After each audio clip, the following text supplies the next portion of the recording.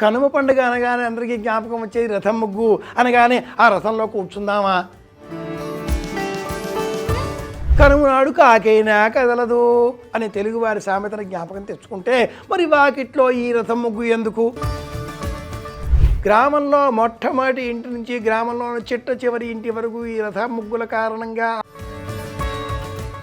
భక్తివన్ ప్రేక్షకులకు నమస్కారం. ముగ్గులు వేస్తూనే ఉన్నాం ధనుర్మాసం అంతా. ఇక పండుగ రోజుల్లో ఎంత బాగా ముగ్గులు వేయడం వచ్చినా రాకపోయినా చక్కగా వాకిలి నింపేస్తూ ఉంటాం.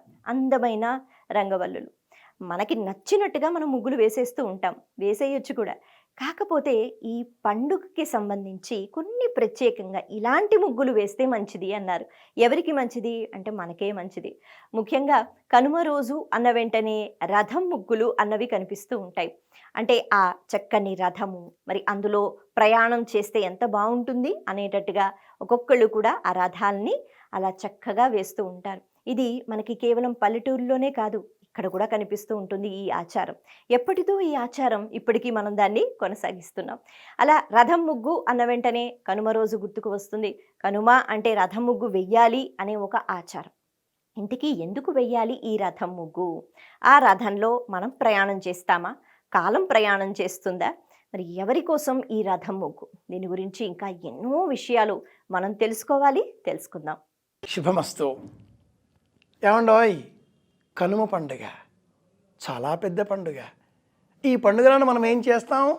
వాకిట్లో రథం ముగ్గు వేస్తాం. కనుమ పండుగ అనగానే అందరికీ జ్ఞాపకం వచ్చేది రథం ముగ్గు అనగానే ఆ రథంలో కూర్చుందామా, ఆ రథం ముగ్గుని అలా చూస్తూ అలా రథంలో ప్రయాణం చేద్దామా? ప్రయాణం అది కుదరని పని.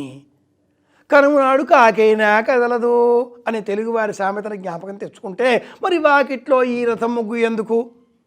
ఆ రథం ముగ్గు ప్రతి వాకిట్లోనూ ఉండగా ఈ రథానికి వేసిన గొలుసు ఆ పక్క రథానికి తాగించే విధంగా, అంటించే విధంగా మనం ముగ్గులతో చుక్కలతో కలిపితే ఆ పక్క రథం ముగ్గు వాళ్ళు ఆ పక్క ఇంటికి ఇలాగున గ్రామంలో ఉండే ప్రతి వాకిట్లో వేసే ఆ రథాలన్నీ కూడా ఒక రథంతో మరి ఒక రథం ముడిపడి అలా వరుసలుగా మారి గ్రామంలో మొట్టమొదటి ఇంటి నుంచి గ్రామంలో చిట్ట చివరి ఇంటి వరకు ఈ రథ ముగ్గుల కారణంగా ఆ వసాల వరసంతా కూడా ఒక మార్పుగా, ఒక చేర్పుగా మారి ఒక పెద్ద రథాల ప్రయాణంగా సూచనగా చేర్చుకొని గుది కూర్చుకొని చివరగా వచ్చే ఆ ఆఖరి రథం ముగ్గు గొలుసు గ్రామ సరిహద్దు వద్ద ఉండేటటువంటి మర్రి చెట్టు వద్ద చేరాలి. ఇది హర్ష విజ్ఞానంలో 100 ఏళ్ల కింద అమలులో ఉన్నటువంటి ఆచారాన్ని నేను మీతో విన్నవించుకుంటున్నాను. మా నాన్నగారు చెప్పిన శాస్త్ర ప్రమాణ వాక్యం ఇది. ప్రతి గ్రామానికి ఆది ఒక మర్రి చెట్టు, ప్రతి గ్రామానికి చివర ఒక మామిడి చెట్టు, ఈ రెండు ఉండాలి అంటుంది హర్ష విజ్ఞానం. గ్రామం అంతా కూడా మొక్కలు ఉండాలి, చెట్లు ఉండాలి, పర్యావరణం, హరిత విప్లవం. గ్రామానికి ఈశాన్య దిగ్భాగంలో చెరువు, రహదారి బాటల నిండా కూడా జామ చెట్లు, మామిడి చెట్లు, ఇలా వివిధ రకాలుగా ఉండే ఇప్ప చెట్లు. గ్రామం ఆరంభంలో మర్రి చెట్టు, పెద్ద స్థాయి. అంతవరకు ఈ రథాల ముగ్గుల వరుసలు పోతూ ఉంటాయి. కనుమ నాడు గీతల ముగ్గులు వేస్తాం, సంక్రాంతి నాడు చుక్కల ముగ్గులు వేస్తాం, భోగి నాడు సంక్రాంతి పురుషుడు, తేలు ఈ రెండు కనిపించే విధంగా తీగల ముగ్గులు వేస్తాం. ప్రత్యేకంగా కనుమనాడు రథం ముగ్గు వేయడంలో ప్రయాణాలు చేయకూడదు, కాకైనా కదలదు కదా అని చెప్పడంలో అంతరార్థం ఏమిటి అంటే, సూర్య గమనం మకర రాశిలో ఆరంభమైంది, కానీ సంపూర్ణంగా ఇంకా ఆ స్వామి ప్రయాణ వేగం రథసప్తమి నాటికి కానీ ఆరంభం కాదు, వేగం పుంజుకోదు. కనుక రథాన్ని సిద్ధం చేసుకోవాలి, సంసిద్ధపరచుకోవాలి. ఇకపైన ప్రయాణాలు అంటే శుభాల కోసం, వివాహాల కోసం, వరుడిని వెతకాలి, వధువుని వెతకాలి అనేటటువంటి అన్వేషణల కోసం ప్రయాణాలు మొదలుపెట్టాలి. ఈరోజు సంసిద్ధపడి ఉండాలి, ఇంతే ప్రధానమైంది. కనుక ప్రయాణాలు చేయకూడదు. ప్రయాణ సంబంధంగా ఉత్సాహం కలిగే విధంగా ఏర్పాట్లు, సన్నాహాలు చేసుకోవాలి.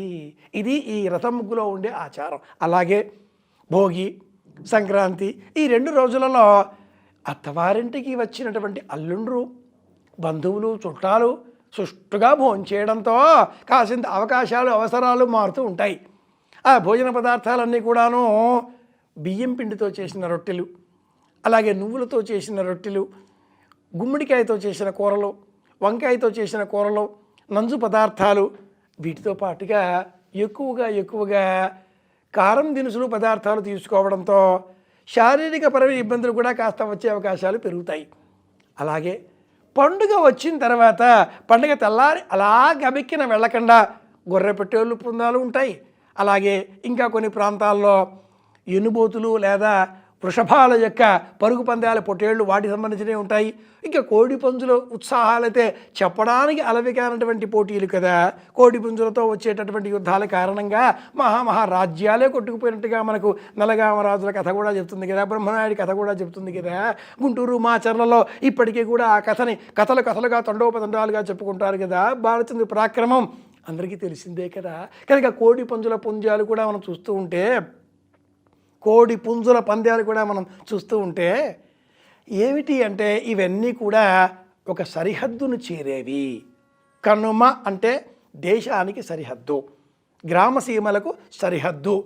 సరిహద్దు దాటకుండా ఉండాలి, హద్దులు మీరకుండా ఉండాలి. ఆనందం కూడా హద్దులలో ఉండాలి. కోడి పుంజుల పందాలు హద్దుల్లో ఉండాలి.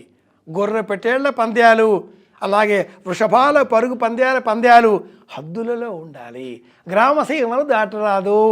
కాకి కూడా అందుకే సుష్టుగా భోంచేసి కదలదు అనే సామెతని మన వారు పూర్వం ఇందుకోసమే సృష్టించి ఉన్నారు. గ్రామంలో ఉండే వాళ్ళందరి సమష్టి చైతన్యం రథం ప్రతీక. స్థిర నివాసం కలిగి ఉండాలి, కాకి కదలకపోవడం ప్రతీక. కనుమ పండుగని ఉత్సాహంగా నిర్వహించుకుందాం. అందరి క్షేమాన్ని కోరుదాం. మళ్ళీ కలుసుకుందాం. మీ కాకునూరి వెంకటరమణ శాస్త్రి గారి పెద్దబ్బాయి కాకునూరి సూర్యనారాయణమూర్తి. శుభమస్తు.